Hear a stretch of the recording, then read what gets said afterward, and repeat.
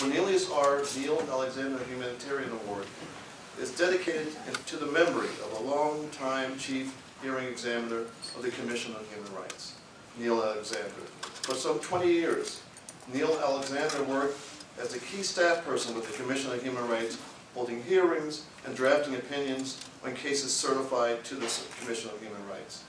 Neal dedicated his life to vindicating human rights protections for persons in the District of Columbia. An award named in his honor is presented each year to a district resident who has made contributions to improving human rights in the District of Columbia. The list of the Neal Alexander Award winners reads as a who's who of civil and human rights leaders and advocates. The prior award winners are Johnny Barnes, 2008, Wade Henderson, 2009, Frank Camedy, 2010, Peter Edelman, 2011, Barbara Lett Simmons, 2012, Edgar Kahn, 2013, and Sonia Couture, 2014. Now, who's going to get it this year? Over the course of more than 30 years, Nakichi Taifa, a native Washingtonian, which is a big deal in Washington, being a native Washingtonian,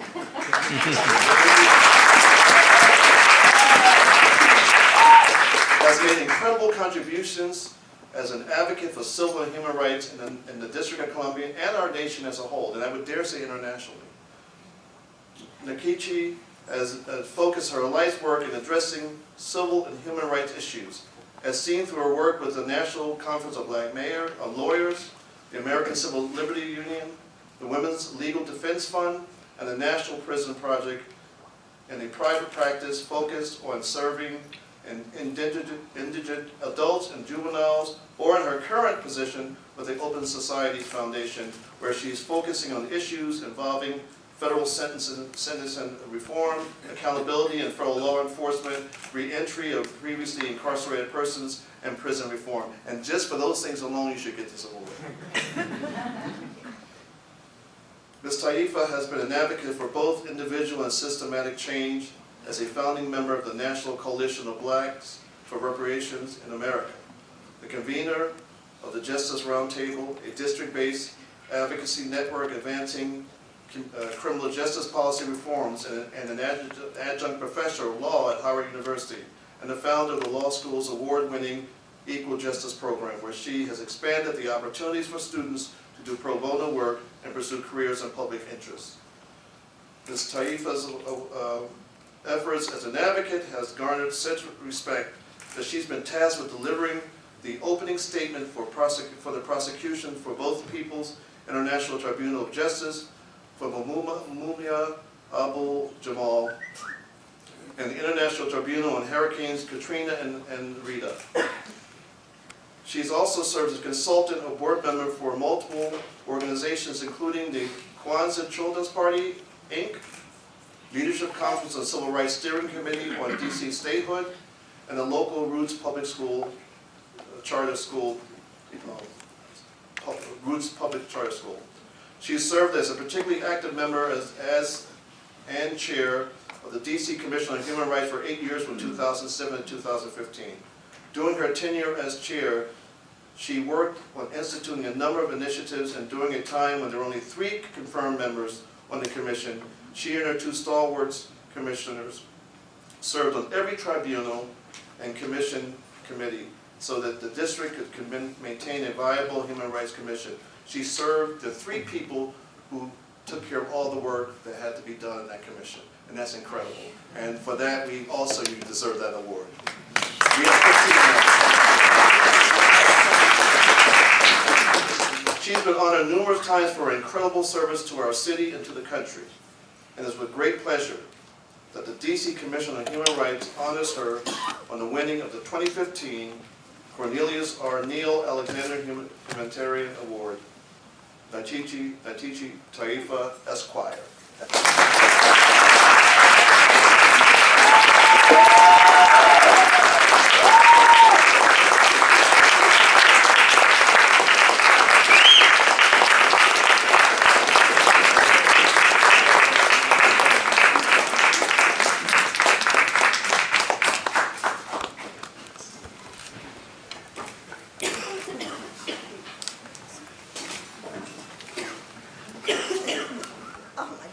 Wow.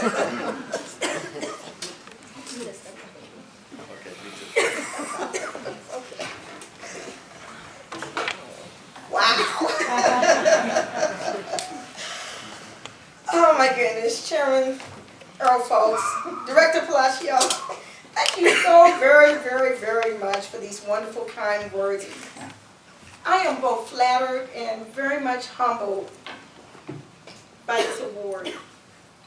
I was honored to have been sworn in as a member of the commission under former Chief Judge Neil Alexander, whom this esteemed award is named after during the year before he passed.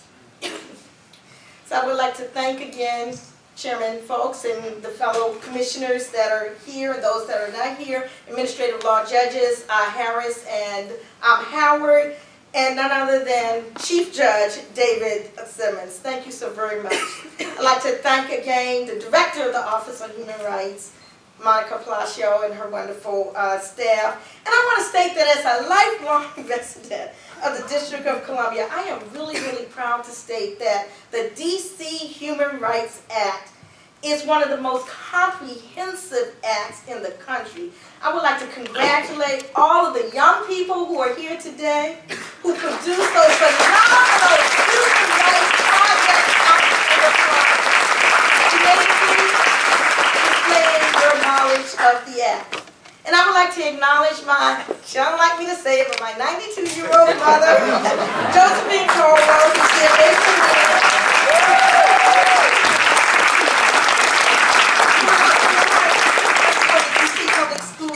my husband, Dakari Kearney, and the many colleagues and friends who are here, some dating back to junior high school. So I'm not going to name names because I'm going to, but you know, thank you. You just don't know what this is meant to me.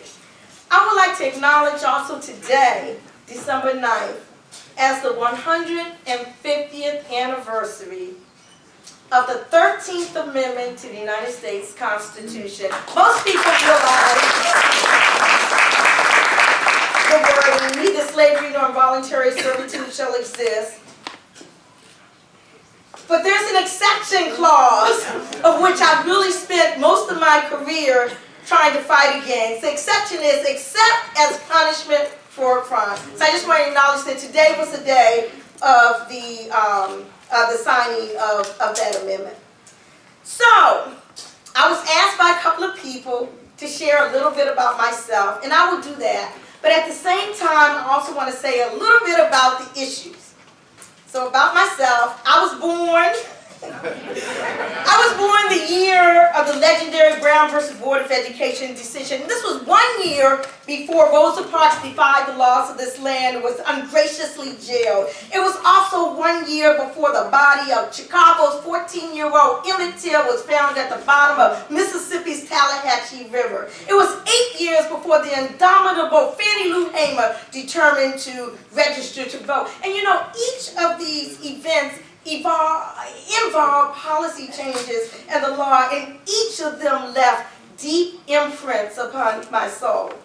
Last week, 60 years ago, Mrs. Rosa Parks was thrown in jail, and there was a movement, however, led by a young minister named Dr. Martin Luther King that not only got her out of jail, but set in motion a set of circumstances that changed the landscape of America.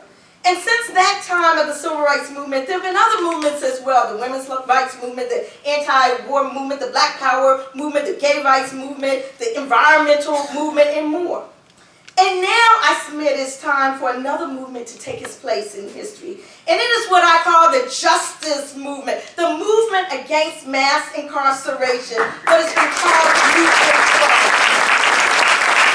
the movement against the prison industrial complex where profit is based on how many prisoners you can lock up. A movement against the war on drugs, which has been disproportionately fought in African American communities and resulted in unprecedentedly staggering statistics. Nearly 1 in 3 young black men under the jurisdiction of the criminal justice system on any given day at any given time. A movement against the collateral consequences of a criminal conviction, including the loss of the right to vote as a result of a prior felony conviction, denial of higher educational loans, getting kicked out of public housing, loss of public benefits, lack of employment, and the list goes on. So back to me.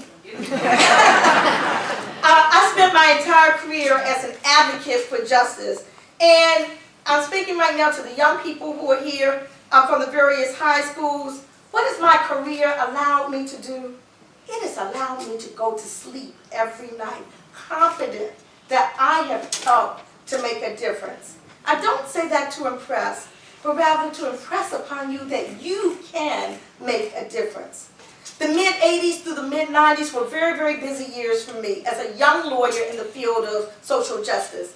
I helped to lead the Leadership Conference on Civil Rights legislative campaign with Anise, for statehood for the District of Columbia, which resulted in the first historic vote on statehood on the floor of the House of Representatives. I was part of the coalition which helped to pass the National Voter Registration Act, affectionately dubbed Motor Voter.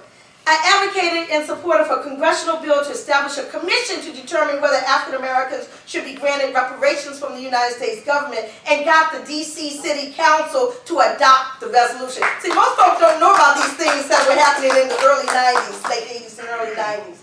I helped to mobilize the successful campaign to defeat a death penalty referendum that was forced on the District of Columbia's 1992 ballot by Congress. I initiated a coalition of legal service providers, city officials, and women's rights advocates to achieve a strong child support law in the D.C. City Council. And I testified in support of a wide range of issues before the D.C. City Council, ranging from sentencing reform to AIDS issues affecting the black community. And when I hung out my own shingle, Norm, I helped to fulfill the mandates of the Sixth Amendment by representing poor people accused of criminal offenses, and participated in the representation of those whom society had forgotten or who wished would simply go away, such as former members of the Black Panther Party and their supporters, some still languishing in prison some 40 years later. I represented clients in sexual harassment and racial discrimination and employment lawsuits, and assisted in the litigation of large-scale class action prisoner suits against state governments. And over 20 years ago, I walked the halls of Congress fighting against omnibus crime bills, which culminated in what I always call the granddaddy of all the crime bills, the crime bill of 1994. Now, this was during the time when Republicans and Democrats both were horrible on criminal justice issues. This was during the time when candidate Bill Clinton left the campaign trail to oversee the execution of a mentally challenged person in Arkansas. I fought against provisions in the bill such as the largest expansion of the death penalty in modern times, the trying of 13-year-olds as adults, the gutting of Pell educational grants for prisoners, the implementation of the federal three strikes law, the refusal to address the crack powder disparity, and slews of new mandatory minimum sentences and monetary incentives for states to lock up more and more people for longer periods of time in exchange for loads of money to build more and more prisons. And since the turn of the century, with my coalition partners in the Justice Roundtable, I have helped to highlight the examination of a criminal justice system where nearly half of the total U.S. population prison and jails of over 2 million people incarcerated are black. An examination of the system wherein the increase in the prison population has not been evidence of rising crime and not an indication of more criminal activity by African Americans, but a reflection of more stringent sentencing policies. An examination of the system where youth of color are overrepresented at every single stage, and in which discipline begins as early as preschool, with black children 3 times more likely to be suspended, expelled, and arrested than white children. The first step down the slippery school-to-prison pipeline. An examination of a system where the building of prison beds is predicated on the test scores of black boys in the 3rd grade. An examination of a system that allowed 15% of the black population of a little town in Tulia, Texas, to be arrested, convicted, and imprisoned on drug trafficking charges based on the sole uncorroborated testimony of a white undercover officer with a racist background whose modus operandi was to record purported drug buys on his arms and on his legs. I've helped to highlight the examination of a system of mandatory minimum sentences where it doesn't matter if college student Kimber Smith gets caught up with the wrong guy and he beat her and threatened her and her family, so she was scared to come forward about his drug dealing. It didn't matter that she's pregnant when she's thrown in prison. It didn't matter that both the judge and the prosecution knew that she never used or handled any drugs. The mandatory minimum drug law said that she had to serve time, 24 and a half years of it. There are no mitigating or extenuating circumstances when it comes to mandatory minimum sentences. An examination of the infamous 100-to-1 ratio where the boys in the hood who were convicted of selling 5 grams of crack cocaine, the weight of a couple of packs of sugar, received a mandatory prison term of at least 5 years, whereas it took 500 grams of powder cocaine to receive the same 5-year sentence. An examination of the system where Tyrone on the corner is not a major drug kingpin, nor is he a super predator, yet he's sentenced to harsh sentences of 10, 15, 20, 30 years, and sometimes even life without parole. And finally, an examination of a system wherein year after year, decade after decade, century after century, although the players change and the scene shifts, the script unfortunately remains the same.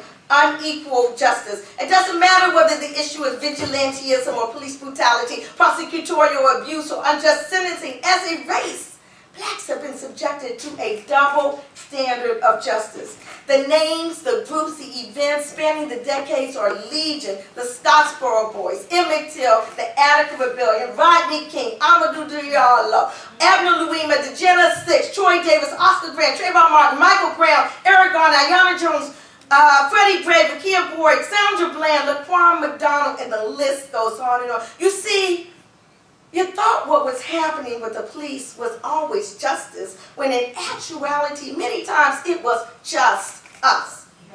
It is past time. It is past time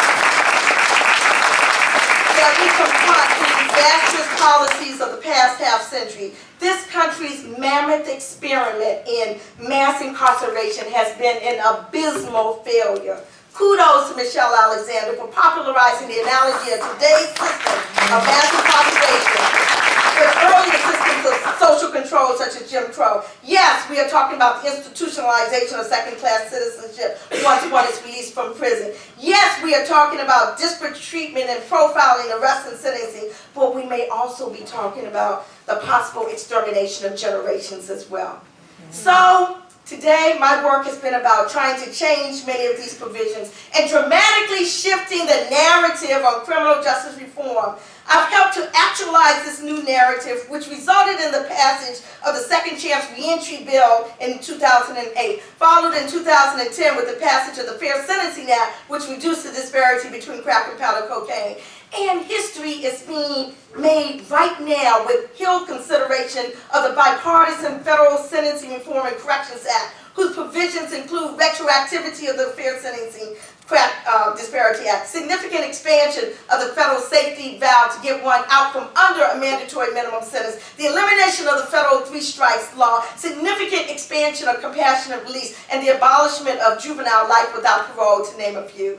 This proposed legislation comes on the heels of the Department of Justice's Smart on Crime initiative, which focuses prosecution on large-scale traffickers rather than bit players. The first time ever visit of a president to a federal prison. The president's reinstatement of Pell Grants for prisoners seeking higher education in prison. The president bringing national attention to the infamous ban the employment box, the infamous box on employment application, and the president's, Cynthia, executive clemency initiative to provide relief for those serving inordinately lengthy sentences. And to bring it home, the president's actions comes on the heels of the passage of D.C.'s own Ban the Box, known as the Fair Criminal Record Screening Act, which aims to prevent unlawful screening of a job applicant's criminal background, in which the Office on Human Rights is charged with enforcing, and the Commission on Human Rights is the final decision maker. And one of the things I always stress is for impoverished communities disproportionately impacted by policing, incarceration, and violent crime, that we need to recognize that public safety requires meaningful employment, fair and affordable housing, and adequate public educational opportunities, all without discrimination. And as an aside, it does not mean ridiculous and reckless pronouncements by high-profile people to ban all Muslims from the United States. So, in conclusion, all across the country, as part of this new justice movement, thousands of young people who are part of the Black Lives Matter movement have taken to the streets and have made undeniable in public discourse that there must be a change. And young human rights ambassadors who are here now, I don't know where you are, if you can raise your hand, any of the high school students, come on, that's what I said, raise your hand. I really want you to repeat after me if you can. Say, I can, and I must, make a difference. And I want you to use everything that you are learning in high school as part of your making a difference arsenal. You are the pipeline, not to prison, but to the future. I'm not promising that your journey will be easy, but whenever times are hard or whenever you feel stumped, I want you to remember the words of the great Harriet Tubman, as she led over 300 people out of enslavement. She said, if you hear the dogs, keep going. If you see the torches in the woods, keep going. If they're shouting after you, keep going. Don't ever stop. Keep going. If you want that taste of freedom, keep going, keep going, keep going. Thank you. Thank you for listening.